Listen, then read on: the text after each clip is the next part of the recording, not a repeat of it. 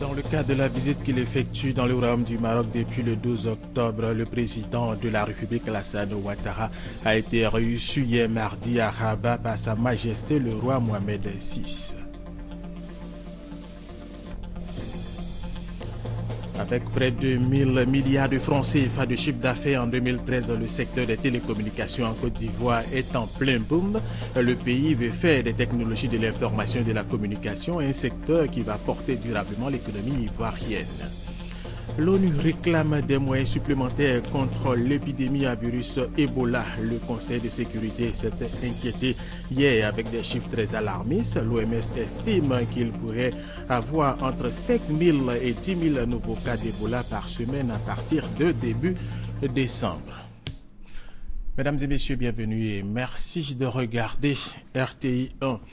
Dans le cadre de la visite qu'il effectue dans le royaume du Maroc depuis le 12 octobre, le président de la République Alassane Ouattara a été reçu hier mardi à Rabat par Sa Majesté le roi Mohamed VI. Les deux personnalités ont fait un tour d'horizon sur les questions bilatérales entre la Côte d'Ivoire et le royaume du Maroc. Viviane Haïma.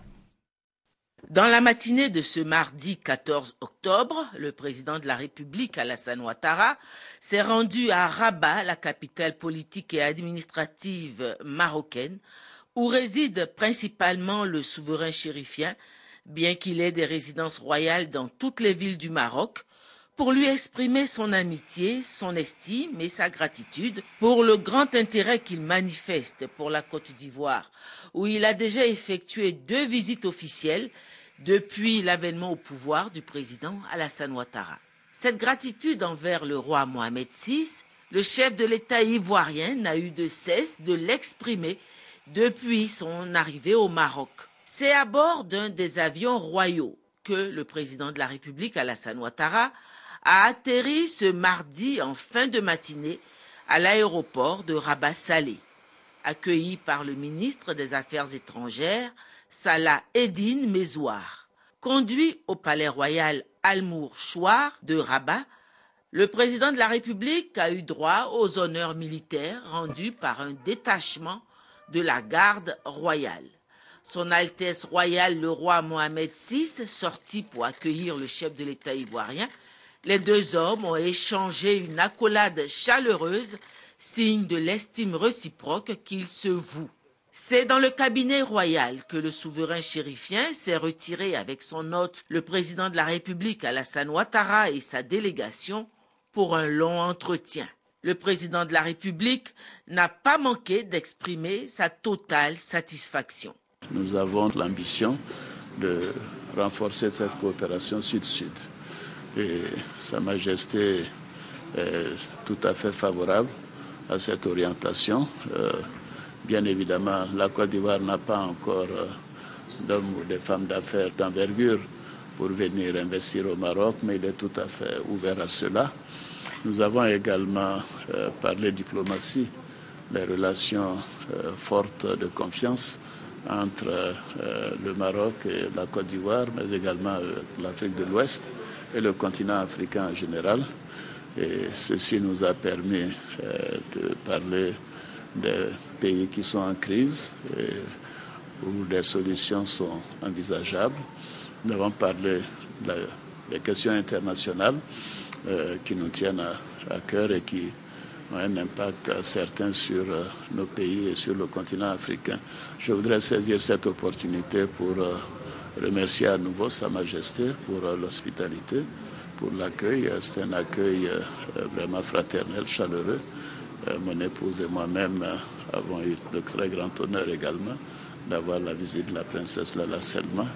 Et donc, nous, au Maroc, nous sommes vraiment chez nous et merci à Sa Majesté. Après son entretien avec son hôte, son Altesse le roi Mohamed VI, le président de la République a quitté Rabat pour regagner Marrakech.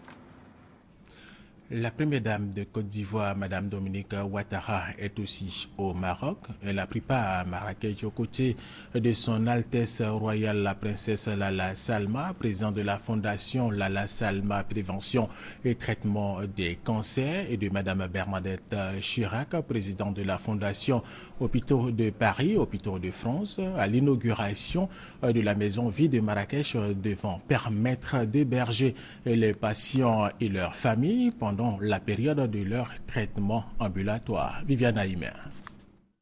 À l'invitation de la première dame de Côte d'Ivoire, présidente fondatrice de la fondation humanitaire Children of Africa, son Altesse royale, la princesse Lala Salma, avait effectué il y a peu 2 visites en Côte d'Ivoire dans le cadre des activités de la fondation Children of Africa. Cette fois-ci, c'est la première dame de Côte d'Ivoire qui est à son tour l'invitée de son Altesse royale, la princesse Lala Salma, pour l'inauguration à Marrakech de 2 importantes réalisations de la fondation Lala Salma, Prévention et Traitement des cancers.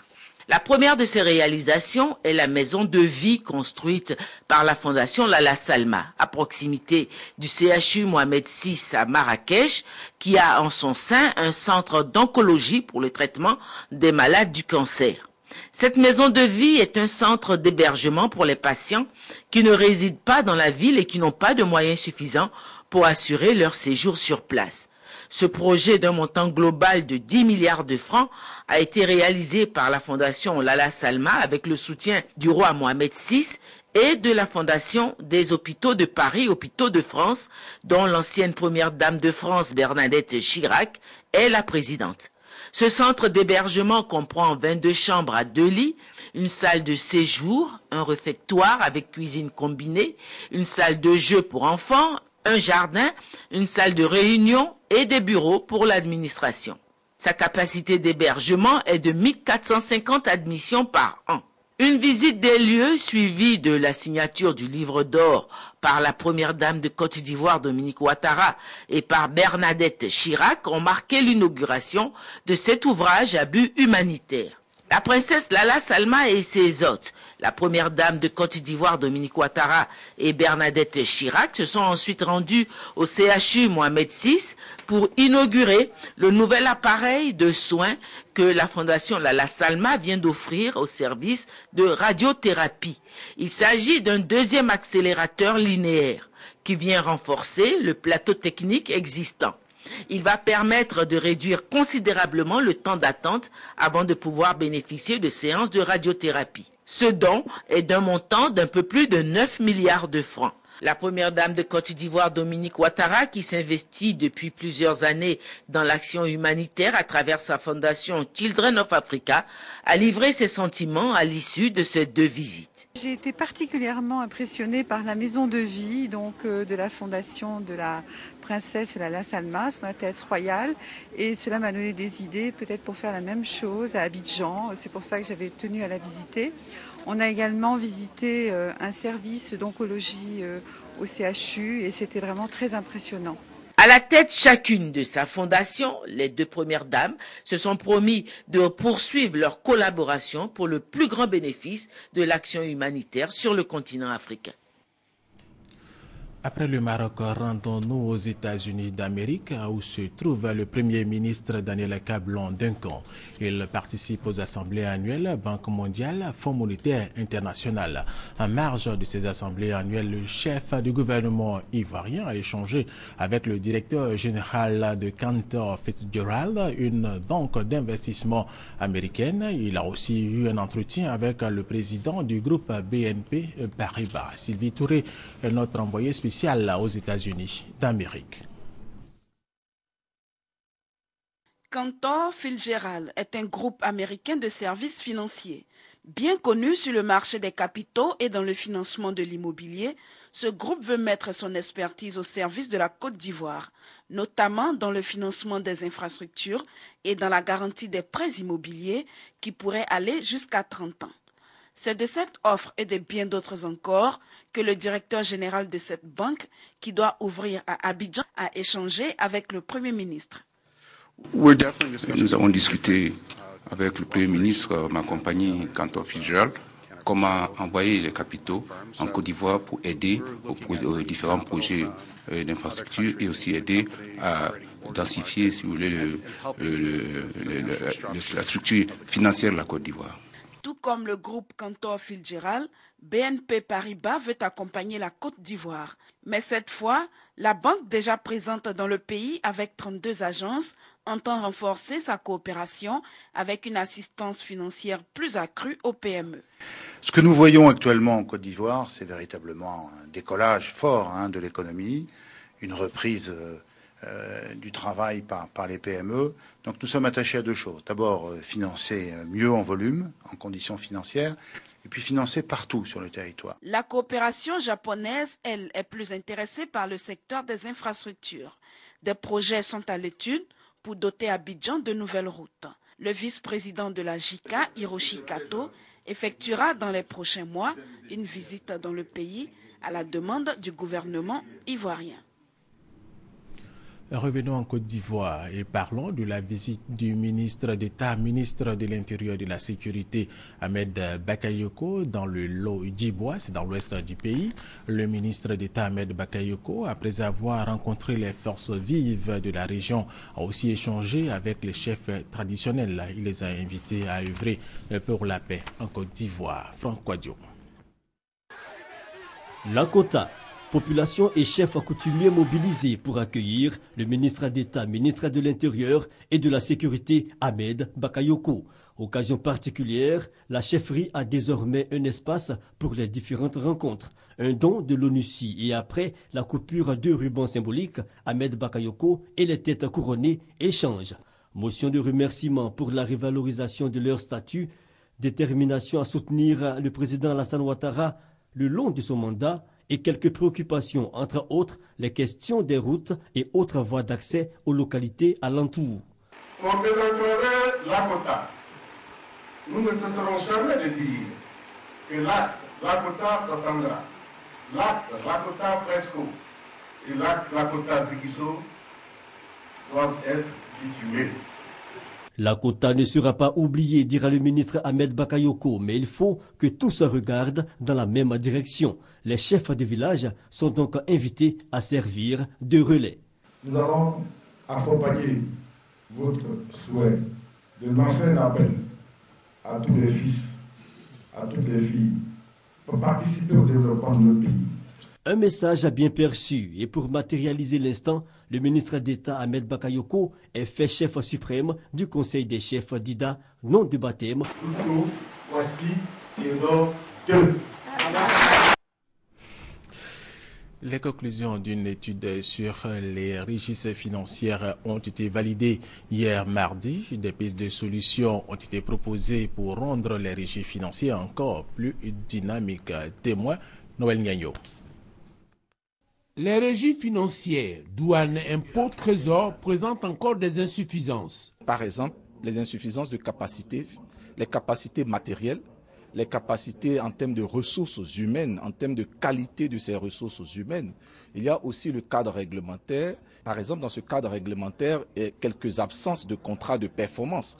Ces conclusions relèvent de l'étude faite par la CAPEC, celui d'analyse des politiques économiques du CIRES. Passées au crible, ces conclusions formulaient des recommandations à propos pour permettre aux régies de mobiliser suffisamment de ressources propres nécessaires au redécollage de la Côte d'Ivoire après ces années de crise. Des financiers, des banquiers, des fiscalistes et autres ont consacré la matinée à cet exercice parce que la Côte d'Ivoire se fixe pour objectif d'être un pôle de développement durable d'ici à 2020. Et cela n'est possible en prime qu'avec ses ressources propres. L'étude a été validée après échange et discussion. Une piste de solution préconisée. Il est proposé de pouvoir accroître les ressources matérielles disponibles pour ces régies-là, de pouvoir redéployer suffisamment ces régies sur le territoire national, notamment à l'intérieur, parce qu'elles sont beaucoup plus concentrées à Abidjan, et également donner à ces régies les ressources humaines et former ces ressources humaines sur, par exemple, les questions de cybercriminalité aujourd'hui, leur donner les capacités nécessaires pour mieux faire face aux défis nouveaux. Les pouvoirs publics vont se donner les moyens de traduire ces conclusions en actes. Parce que 2020, c'est dans 6 ans. Le Français Jean Tirole a été récompensé par le prix Nobel d'économie 2014. Il est polytechnicien, président de la Toulouse School of Economics. Jean Tirole a été primé pour son analyse de la puissance du marché et de la régulation. Tout à fait autre chose, le monde entier célèbre ce mercredi la journée mondiale du lavage de mains. Ici, en Côte d'Ivoire, cette célébration s'articule autour du thème « Le lavage de mains, une sécurité sanitaire ». Dans son message, le ministre de la Santé et de la lutte contre le sida met l'accent sur le respect des règles d'hygiène préalables à une bonne santé. Serge Collier. Le respect quotidien de l'hygiène des mains sauve des vies. Il réduit d'environ 50% le nombre de décès dus à la diarrhée et de 25% le nombre de décès dus aux infections respiratoires aiguës et autres infections selon une étude menée par des chercheurs américains. La commémoration de cette 7e édition de la Journée mondiale du lavage des mains intervient dans un contexte particulier, celui de la prévention de la maladie à virus Ebola dans notre pays. Dans le cadre de la lutte contre cette épidémie, le gouvernement a recommandé certaines mesures, parmi lesquelles le lavage des mains à l'eau et au savon. Ayant toujours à l'esprit que les mains sont vecteurs de germes et que le lavage des mains est un geste simple, accessible à tous, et c'est un geste qui s'impose à nous. Nous invitons donc la population à se laver régulièrement et soigneusement les mains avec de l'eau et du savon, et à l'adopter comme un nouveau comportement à la maison, à l'école, sur le lieu de travail, à l'hôpital et dans les lieux de restauration aux frontières, partout. En Côte d'Ivoire, à l'occasion de la journée du lavage des mains autour du thème « Le lavage des mains, une sécurité sanitaire », le gouvernement veut renforcer l'appel en faveur des pratiques d'hygiène améliorées, assurer un bien-être aux populations et le garantir une bonne santé. Ce mercredi également, le monde entier célèbre la femme rurale pour sa contribution à la vie familiale et sa lutte contre la famine. En Côte d'Ivoire, cette journée est célébrée pour rendre hommage à toutes les femmes du monde rural. Doigt de laser. Selon les Nations Unies, la femme représente 2/3 des personnes vivant dans les zones rurales et 50% des agriculteurs dans le monde. Ces braves femmes fournissent plus de 80% des produits vivriers sur les marchés et participent à l'autosuffisance alimentaire. Pour leur rendre hommage, une journée a été dédiée par l'Assemblée générale des Nations unies le 18 décembre 2007. Le 15 octobre de chaque année est la date choisie pour célébrer la femme rurale partout dans le monde. Chers compatriotes, la Côte d'Ivoire célèbre la Journée internationale de la femme rurale. Pour cette année, le thème suivant. Problématique de l'émergence des zones rurales, quel rôle pour la femme rurale? C'est l'occasion pour le gouvernement de rendre un hommage mérité à toutes ces femmes courageuses et travailleuses pour leur inestimable contribution au développement de notre pays. La ministre de la Solidarité, de la Famille, de la Femme et de l'Enfant exhorte les Ivoiriens à accorder à la femme rurale une place de choix dans les instances de prise de décision. Dans l'optique de mettre en exergue le rôle prépondérant des femmes rurales dans notre pays, les préjugés, stéréotypes et injustices à l'encontre de la femme rurale devront faire place à des mentalités et à des approches objectives et équitables. Un défi à relever pour une exploitation rationnelle du concept égalité du genre en Afrique et en particulier dans notre pays. Le deuxième grand titre de cette édition, avec près de 1000 milliards de francs CFA de chiffre d'affaires en 2013, le secteur des télécommunications en Côte d'Ivoire est en plein boom, l'on peut le dire. Le pays veut donc faire des technologies de l'information et de la communication un secteur qui va porter durablement l'économie ivoirienne. Lansina Ouattara. Bâtir une économie numérique dans un environnement harmonieux, C'est l'ambition de l'autorité de régulation des télécommunications et des TIC de Côte d'Ivoire, ARTCI, d'où la construction d'un nouveau siège social inauguré par le ministre de la Poste et des TIC, Bruno Nabagné-Koné. Dans un secteur en pleine croissance, avec des réformes engagées depuis près de 3 ans, il faut désormais compter avec les télécommunications et les TIC, représentant près de 7% du produit intérieur brut. L'État entend ici développer davantage le secteur porté par les entreprises privées, avec pour but la création de richesses et un accès aux TIC pour tous. Depuis la naissance de l'Internet, les TIC de façon générale ont changé de dimension, sont devenus aujourd'hui un moyen pour créer de la richesse. C'est extrêmement important d'intégrer cette évolution dans les aspects de régulation dont nous avons la charge. Au-delà de ce rôle d'accélérateur de l'économie nationale, c'est faire en sorte que les TIC soient considérés désormais comme un besoin de base des populations. Devant le Conseil des régulations, la direction de l'entreprise et le personnel en charge de la réglementation de la poste, du commerce électronique et de la protection des données à caractère personnel, le ministre a insisté sur le sens de cette mission. Mon avis est qu'il faut que vous ayez une approche constructive et une approche pragmatique des questions, des régulations qui vous sont posées. La régulation que nous faisons, ce n'est pas une régulation théorique. Ce n'est pas une régulation, j'allais dire, pour faire plaisir au texte. Ça doit être une régulation pour contribuer au développement du secteur. Si une décision n'est pas bonne pour contribuer au développement du secteur, il ne faut pas la prendre. Au cours de cette rencontre couronnée par une séance de travail et des échanges, le pari a été pris de faire preuve de rigueur, de transparence et d'intégrité avec la défense des intérêts des consommateurs, des entreprises et de l'État. Autre sujet, le comité de pilotage du projet d'appui à la modernisation et à la réforme des universités et grandes écoles de Côte d'Ivoire a tenu une réunion avec le chargé de la coopération de l'ambassade de France en Côte d'Ivoire. Objectif, renforcer les capacités du système de l'enseignement supérieur en finançant les projets de recherche. Noussangari Graskando. Des recherches efficaces et performantes. C'est la feuille de route que se donnent les universités et grandes écoles de Côte d'Ivoire. Pour ce faire, un comité de pilotage est mis sur pied. Il est dénommé Amiruge CI, appui à la modernisation et à la réforme des universités et grandes écoles de Côte d'Ivoire.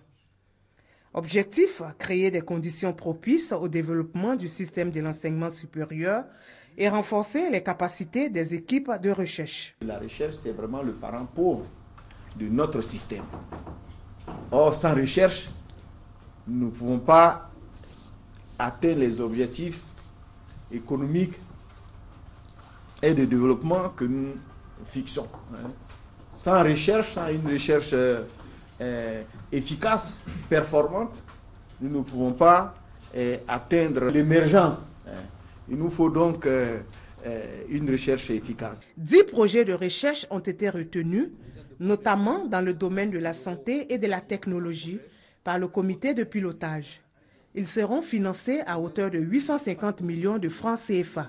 Le comité scientifique s'est réuni, ont identifié selon des termes de référence et selon des critères bien établis le potentiel qui résidait dans ces projets, afin de voir si leur pertinence et leur faisabilité permettaient à la Côte d'Ivoire d'atteindre les objectifs tant souhaités.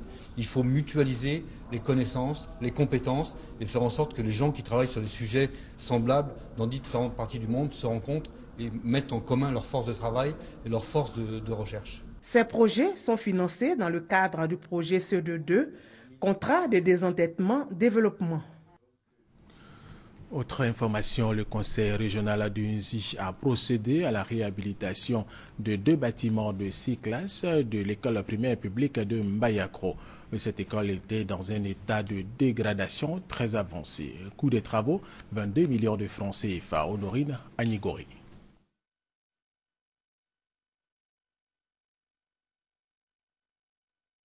Donnant les raisons de cette réhabilitation, le président du conseil régional d'Unzi, Bernard Kofi Nguesson, a expliqué que l'institution qu'il dirige s'est fixée comme priorité de concourir au développement de la région d'Unzi en la sortant de sa trop grande léthargie. C'est pourquoi son équipe et lui se sont donné comme priorité d'offrir des temples du savoir idoines aux élèves, ce qui explique la réhabilitation des 6 classes de l'école primaire publique de Ndayakro à 24 km de Dembokro.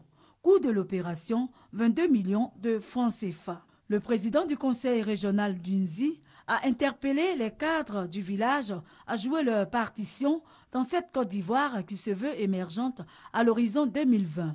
Au nom des populations, la présidente de la mutuelle de Ndayakro, Béatrice Yao Cabran, a saisi l'occasion pour remercier le président du conseil régional d'Unzi et ses membres pour avoir transformé les salles construites en terre en briques.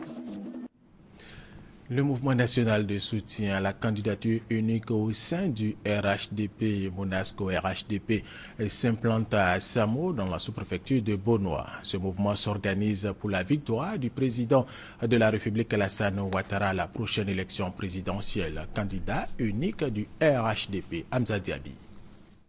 Samo, dans la sous-préfecture de Bonoa, ce samedi 11 octobre. Sur le stade de la localité, une cérémonie aux allures de fête. C'est l'implantation d'un démembrement du Monasco, le mouvement national de soutien à la candidature unique au sein du RHDP. Depuis que le président Bédié a dit oui à la candidature unique, la Côte d'Ivoire inspire encore plus confiance.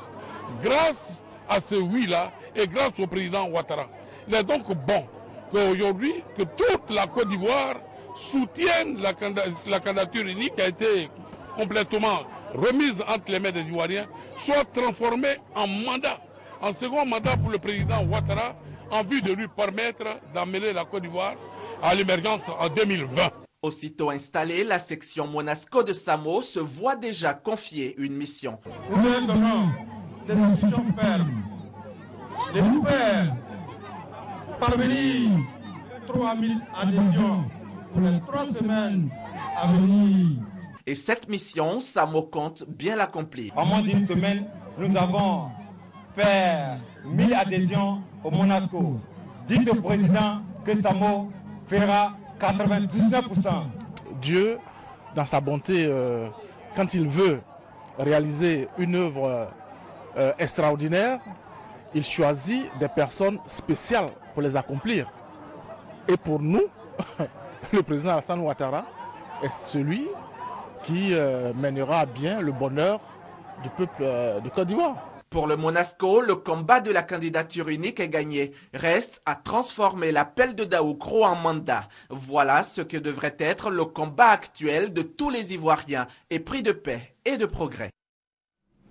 Grâce à l'ouverture du corridor humanitaire par le gouvernement ivoirien vers les pays atteints de la fièvre hémorragique à virus Ebola, 1000 familles démunies du Libéria vont bénéficier de l'assistance du CICR. Et ces familles ont vu leurs biens détruits dans la lutte contre cette maladie. Eric Goré, Serge Gongomer. Elles sont nombreuses, les familles qui ont vu leurs biens domestiques détruits dans le cadre d'une action visant à lutter contre la contamination de la maladie à virus Ebola. Ces camions contenant des articles de ménage, des produits d'hygiène et des produits vivriers ont donc quitté Abidjan pour le Libéria. L'opération est du CICR, le Comité international de la Croix-Rouge. Il s'agit en effet de l'ouverture du corridor humanitaire. Pour nous, c'est la première fois que nous avons pu être autorisé par le gouvernement pour faire cette opération logistique avec de nouvelles procédures qui demandent une notification à l'avance et nous espérons pouvoir continuer cette opération pendant les mois à venir. Les besoins sont immenses. Chaque article a une quantité bien précise pour une famille. Par exemple, 6 nattes pour une famille, 6 morceaux de savon, 2 moustiquaires, un seau, une bâche, 3 couvertures. Ce convoi est le premier d'une longue série qui permettra d'approvisionner régulièrement la délégation du CICR à Monrovia. Des vivres toujours destinés aux populations. Les personnes démunies, dont les prisonniers, jusqu'ici soutenus par le CICR, bénéficieront également de cette opération. Ce premier convoi fait suite à l'ouverture du corridor humanitaire par le gouvernement ivoirien. Et cette information par rapport au virus Ebola, l'ONU réclame des moyens supplémentaires contre l'épidémie. Le Conseil de sécurité s'est inquiété hier mardi de nouveaux chiffres très alarmistes qui montrent que la crise Ebola ne fait peut-être que commencer. L'OMS estime qu'il pourrait y avoir entre 5 000 et 10 000 nouveaux cas d'Ebola par semaine à partir de début décembre. Autre chose, Coupe d'Afrique des Nations au niveau des femmes. Après sa défaite face au Nigeria, la Côte d'Ivoire a battu hier la Namibie par 3-1. Les éléphantes devront remporter leur prochain match face à la Zambie pour se qualifier pour le prochain tour. Toujours en sport football au niveau des hommes, cette fois, les éléphants footballeurs jouent le match retour contre la République démocratique du Congo cet après-midi ici à Abidjan à 17h. Match comptant pour les éliminatoires de la CAN 2015. Au match aller, les éléphants ont battu la RDC par 2-1. Et pour cette 4e journée, l'entrée et virage est gratuite. Tous au stade pour supporter les éléphants de Côte d'Ivoire. Et c'est la fin de cette édition. Merci de l'avoir suivi. Restez avec nous sur RTI 1.